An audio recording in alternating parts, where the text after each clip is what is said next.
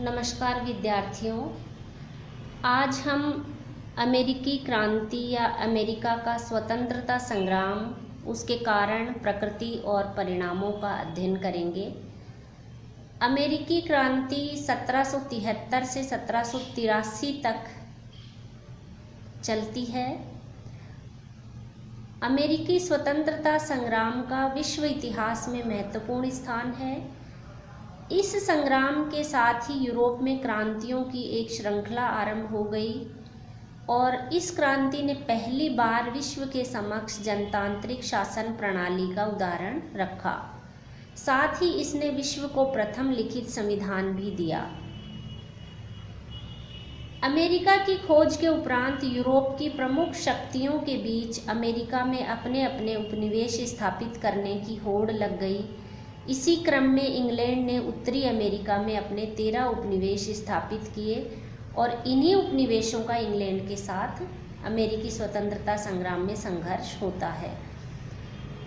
अमेरिकी स्वतंत्रता संग्राम या अमेरिका की क्रांति के कई कारण थे, जिनमें राजनीतिक, सामाजिक, धार्मिक, भौगोलिक और बौद्धिक और आर्थिक कारणों को लिया जा सकता है। राजनीतिक कारणों में हम सबसे पहले देखते हैं कि जो उपनिवेशों में प्रशासनिक व्यवस्था थी, उसी से उपनिवेशवासी विक्षुब्ध थे। उपनिवेशों का शासन इंग्लैंड में प्रचलित शासन व्यवस्था के अनुरूप होता था, जिसमें उपनिवेशवासियों को स्वायत्तता नहीं मिली हुई थी। इंग्लैंड के ही कानून उन पर लागू होते थे। अधिकांशतः प्रमुख पदों पर अंग्रेजों को ही नियुक्त किया जाता था। प्रत्येक उपनिवेश के प्रशासन का प्रधान इंग्लैंड के राजा द्वारा नियुक्त गवर्नर होता था, जिसे अनेक विशेषाधिकार प्राप्त थे, लेकिन वह उपनिवेशवासियों के प्रति उत्तरदायी नहीं था।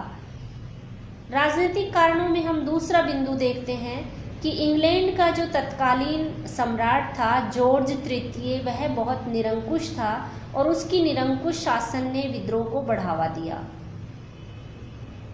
मंत्रिमंडल को अनदेखी कर वह अपना व्यक्तिगत शासन चलाता था। उसने उपनिवेशों के प्रति अनुदार नीति अपनाई। अनेक कानूनों द्वारा जॉर्ज तृतीय ने उपनिवेशों पर प्रतिबंध लगाने का प्रयास किया। राजनीतिक कारणों में हम देखते हैं तीसरा, सप्तवर्षीय युद्ध का प्रभाव। यूरोप में होने वाले सप्तवर्षीय युद्ध, जो कि 1756 से 63 तक चला, उससे भी अमेरिकी स्वतंत्रता संग्राम को प्रेरणा मिली। अमेरिकी उपनिवेश इंग्लैंड से घनिष्ठ रूप से जुड़े हुए थे। सप्तवर्षीय युद्ध में फ्रांस की पराजय से उपनिवेशों को इंग्लैंड को हराना अब आसान हो गया और वो चाहते थे कि सप्तवर्षीय युद्ध में इंग्लैंड की विजय से अमेरिका का इतिहास एक तरह से प्रारंभ होता है। अब हम देखते हैं सामाजिक कारण। सामाजिक कारणों में पहला है सामाजिक संरचना में अंतर। इंग्लैंड और उपनिवेशों की सामाजिक संरचना में मूलभूत अंतर था। इंग्लैंड में सामंतवादी व्यवस्था व कुलीनों का प्रभाव था, जबकि अमेरिका में जनतांत्रिक मूल्यों को अधिक महत्व दिया जाता था और समानता की भावना थी। दूसरा, इसमें देखते हैं मध्यम वर्ग का उदय। क्रांति का आरंभ होने के पूर्व ही अमेरिका में एक सशक्त मध्यम वर्ग का उदय हो चुका था, जिसके अंतर्गत शिक्षित और धनी व्यक्ति थे। वे स्वतंत्र और प्रगतिशील विचारों के थे। उनमें सैनिक क्षमता और रणकुशलता भी थी। वे उपनिवेशों के शोषण और राजनीतिक अधिकारों से वंचित किए जाने से उद्विग्न होकर स्वतंत्रता और समानता की भावना का प्रचार कर रहे थे। सामाजिक कारणों में हम देखते हैं स्वतंत्रता और आत्मविश्वास की भावना। उपनिवेशवासी स्वतंत्र प्रवृत्ति के थे। उनमें अधिकांश इंग्लैंड से आकर बसे थे।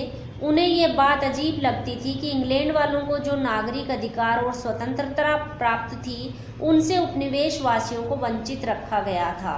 इससे उनमें असंतोष बढ़ा। अब हम देखते हैं इस क्रांति के धार्मिक कारण। इंग्लैंड में एंग्लिकन संप्रदाय एवं चर्च का व्यापक प्रभाव था। इसके विपरीत उपनिवेशवासी प्यूरिटन मत के पोषक थे और एंग्लिकनों को घृणा की दृष्टि से देखते थे। धार्मिक अधिकारों से क्षुब्ध होकर प्यूरिटन संप्रदाय के लोगों ने इंग्लैंड से भागकर अमेरिका में शरण ली थी। इससे उनमें इंग्लैंड के विरुद्ध विद्रोह की भावना बढ़ी। वे इंग्लैंड से स्वतंत्र होने को व्यग्र हो गए। अगला हम देखते हैं भौगोलिक कारण। अमेरिकी स्वतंत्रता संग्राम को भौगोलिक दूरी ने भी प्रभावित किया। अमेरिका और इंग्लैंड हजारों मील की दूरी पर अटलांटिक महासागर के दो किनारों पर अवस्थित थे। आवागमन के पर्याप्त साधनों के अभाव में इंग्लैंड का उपनिवेशों पर प्रभावी और प्रत्यक्ष नियंत्रण बनाए रखना दुष्कर कार्य था। उपनिवेशवासी इंग्लैंड की इस समस्या से परिचित थे, अतः वे इंग्लैंड के साथ युद्ध करने को तैयार हो गए। बौद्धिक जागरण। अमेरिका का शिक्षित वर्ग वाल्टेयर, लॉक, रूसो, मोंटेस्क्यू के राजनीतिक दर्शन से गहरे रूप से प्रभावित हुआ। इससे प्रेरणा लेकर टॉमस पेन जैसे अमेरिकी लेखक ने भी उपनिवेशों में जनजागरण लाने का प्रयास किया। आर्थिक कारण। उपनिवेशों की दयनीय आर्थिक स्थिति। सप्तवर्षीय युद्ध की समाप्ति के पश्चात अमेरिका की आर्थिक स्थिति दयनीय हो गई। उस पर कर्ज का बोझ बढ़ गया।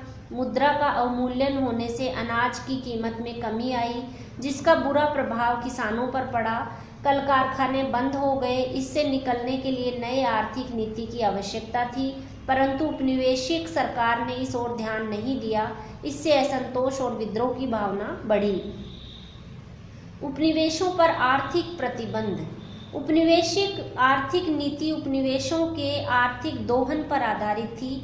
औपनिवेशिक सरकार ने अपनी आर्थिक हितों की सुरक्षा के लिए अनेक कानून बना रखे थे, जैसे नेविगेशन एक्ट एवं ट्रेड एक्ट, आयात निर्यात कानून, stamp act, import duties act, Lord North के कठोर दंडात्मक कानून। इसके अलावा है तत्कालीन कारण, जिसमें बोस्टन टी पार्टी की घटना मुख्य है। अमेरिका के स्वतंत्रता संग्राम का तात्कालिक कारण था बोस्टन की चाय पार्टी।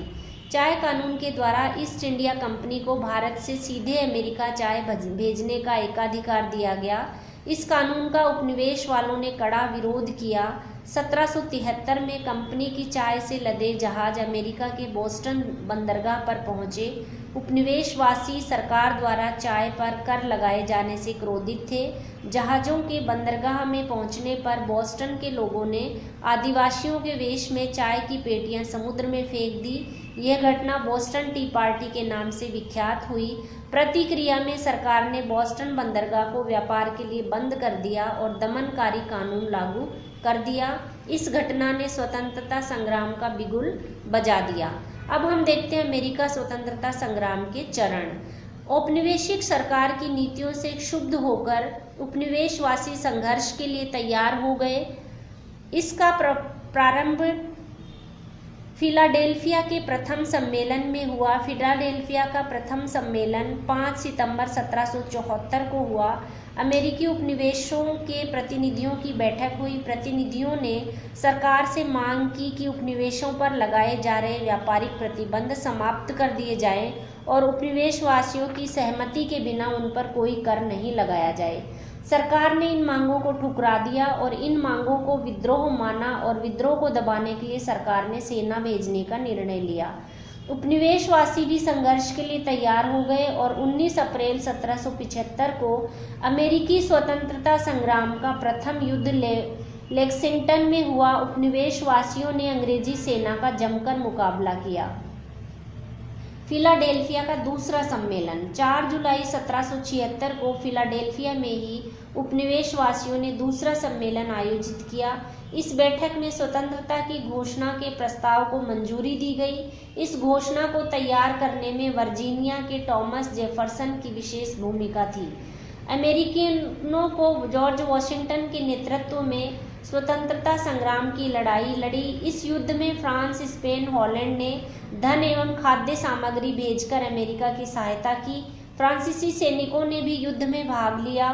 जॉर्ज वॉशिंगटन के कुशल नेतृत्व में उपनिवेशवासियों को प्रारंभ में ही युद्ध में विजय मिलती गई। अंततः 1781 को ब्रिटिश सेनापति लॉर्ड कॉर्नवालिस ने पराजित होकर आत्मसमर्पण कर दिया। इसके साथ ही अमेरिकी स्वतंत्रता संग्राम समाप्त हुआ और 1783 में पेरिस की संधि के अनुसार अमेरिका के 13 उपनिवेशों की स्वतंत्रता को अंग्रेजी सरकार ने मान्यता प्रदान कर दी।